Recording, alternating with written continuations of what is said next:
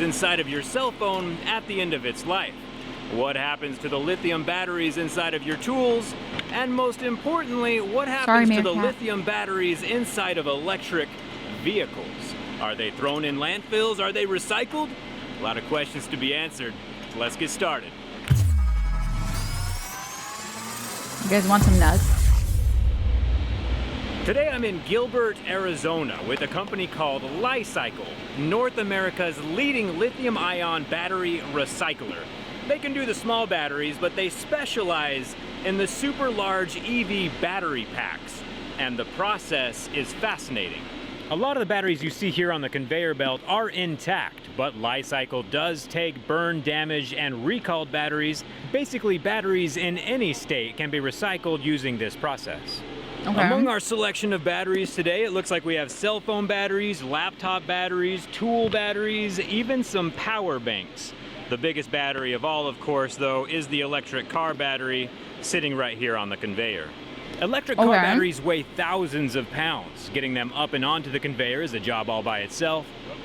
So to prep you for what's happening here, we have the EV battery pack going up the conveyor belt to this funnel right here.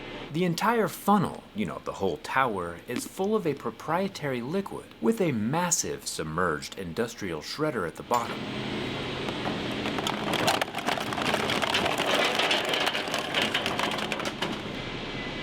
I even found an old Nokia battery, a relic from times gone by. See you later, buddy. Hope you end up in an electric vehicle. There are a lot of materials inside the modules. We have the metal casing, we have the plastic interiors that hold all the modules steady, and of course we have the lithium, cobalt, and nickel inside of the batteries themselves. There's a lot to collect. One of the benefits of having the whole battery pack go into the shredder is that no one is required to disassemble the pack. Keeping the human operator safe is probably the most important part. After the batteries are ground up, they go from a charged state to a completely inert state. There is no electricity in the materials after the blender.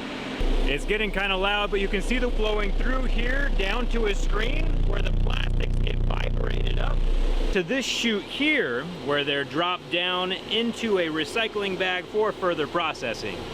But you're probably not here to see how the plastic is separated from the battery. We're here to see what happens to the lithium, the cobalt, and the other precious metals. After the electric vehicle battery is dropped into the shredder, it gets ground up into small metal flakes, which sink to the bottom of the tank and get conveyored up and out of the liquid like you're seeing here. Coming out of the vibrator, we have aluminum, steel, and copper, and sometimes even some sweet metals that come off the circuit board. Sweet metal? Like gold, platinum, and palladium, all collected in bags to be recycled later. Tasty. With how valuable and useful these internal materials are, no one should be throwing them in a landfill.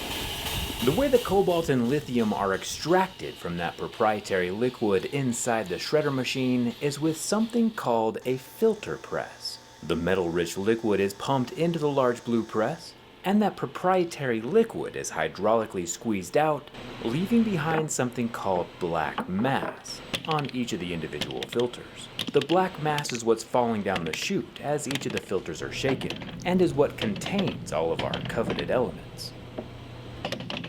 The black mass has been valuable enough to be called the new gold. It really is the most valuable part of this entire process and what Li-Cycle is after. It's a vital ingredient in making new batteries. One of the coolest parts about this system is while they are using a ton of water inside, it is a closed loop system and none of that water ever leaves. It's not used up in any of the reactions. There's also no air pollutants in a traditional sense since nothing's being burned. After the batteries have been shredded, sorted, filtered, and pressed, we're left with these three commodities here. We have the middle bag, which is full of plastics that came from floating off the top of the liquid. Okay. Then over here, we have the aluminum and copper shred, which sank down to the bottom. And lastly, we have our coveted black mass. And this is where we find the cobalt, the lithium, and the nickel. It feels a lot like black mud. The elemental metals can be infinitely recycled, and 95% of the batteries that go through this system are collected in one of these three bags. Lithium batteries are extremely recyclable, and Li-Cycle's doing it right here in Arizona. It's like a bunch of forbidden chocolate. The I wanna batteries take a are bite. collected here in the United States, recycled here in the United States, and probably made into brand new batteries using this right here in the United States. Super fun seeing this process. I do have to fly home though, so I'm not taking this with me. Take it, take it, take Right it. here in Arizona is an above-ground lithium mine that's processing batteries instead of earth. It generates 70% less emissions recycling and reusing the battery than it would be if we were mining it straight from the earth the first time around. This Li-Cycle spoke in Arizona has the ability to process up to Yeah. 18,000 tons worth of lithium. So from what I understand, I did a bit of research a while back on recycling. If anyone here doesn't know, I'm really sad to tell you, recycling in the US is really bad. Even if you are separating your cardboard and you're separating your plastic, it's not being recycled. There's a good chance it's all going into a landfill. I'm sorry to tell you. Even when you separate it, they take it and they throw it in the same landfill. Because it's just too expensive to recycle. Now, the one thing that's worth recycling in the US is metals. If you recycle, like, when you buy a can of something like some peas or some corn or something, that metal, after you empty it and rinse it out, that gets recycled. I'm trying to think of other examples of things that you might buy or might have that would contain metals in them. But yeah, that's metal. Metals, 100% worth recycling. I think glass jars, also very, very good to recycle. Recycling them it's an easy process, and you get back a lot, right? Versus cardboard, where even if you recycle cardboard, it's not worth the process. It's too expensive to recycle cardboard. There's a community college by me that accepts separated glass bottles, cans, etc. Hopefully some recyclers are better than others. Mm-hmm. If it's like cans or glass, metal or glass, chances are it's probably being recycled in the US. If you're doing anything else, it's not being recycled. Yeah, copper wires are metal that's found in every single home. Great example. The recycling ID system was a scam. I think only Pet 5 can be actually recycled. Oh, yeah. Mm-hmm. Did you guys, I'm sure most of you know about it. Schlib, thank you so much for the 8 months. I'm sure most of you know about it, but a lot of the bottles that you have this very deceptive practice of putting a little recycling symbol that actually isn't recyclable. Let me see if I can find it. Which?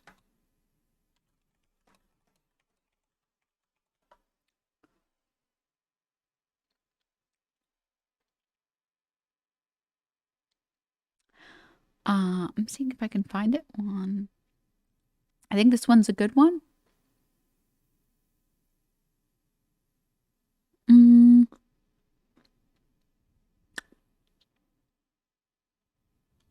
trying to find something that actually shows which ones are recyclable.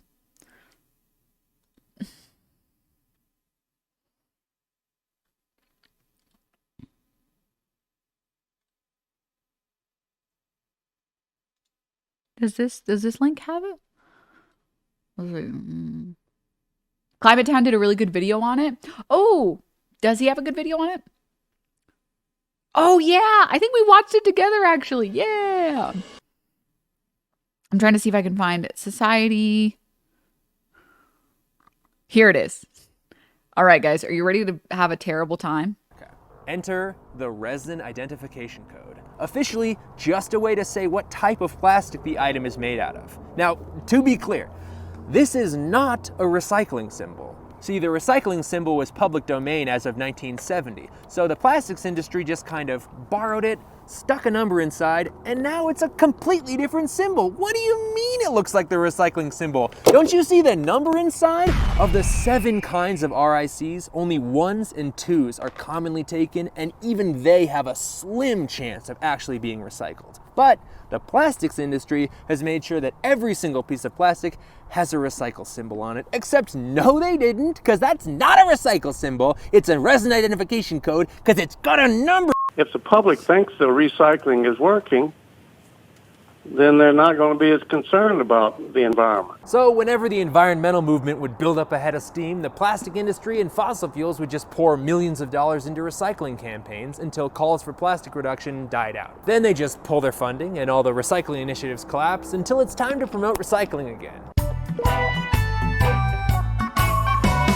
For all the millions of dollars spent touting the wonders of recycling, only 10% has ever been recycled. Well, damn, Daniel, what are we gonna do? Well, first of all, we gotta stop treating recycle like it's the Beyonce in the Destiny's Child of reduce, reuse, recycle. So yeah. So it's all a lie? I guess I'll be Amish, yeah. I think, so this is like a good example, right? Basically, 1s and 2s will sometimes be recycled. Basically, everything else is not recyclable. So, but they'll still have the numbers on them. So, water bottles, jars, and caps usually are recyclable. Usually.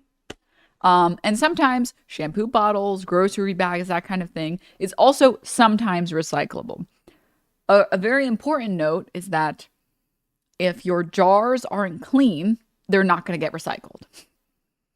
So it has to be only plastic that is being taken in by like the recycling machine.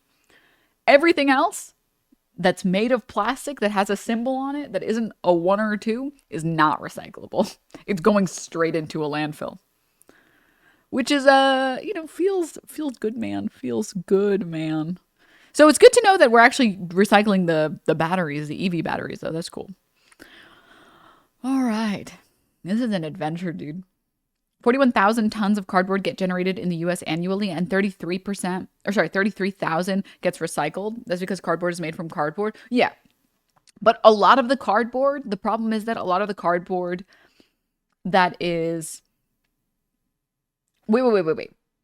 Can you post that? I know you said it's from Wiki. Can you post that? Because the problem is that a lot of the cardboard isn't in good enough shape to be recycled.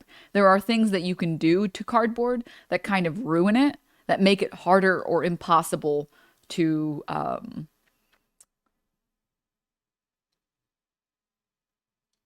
recycle.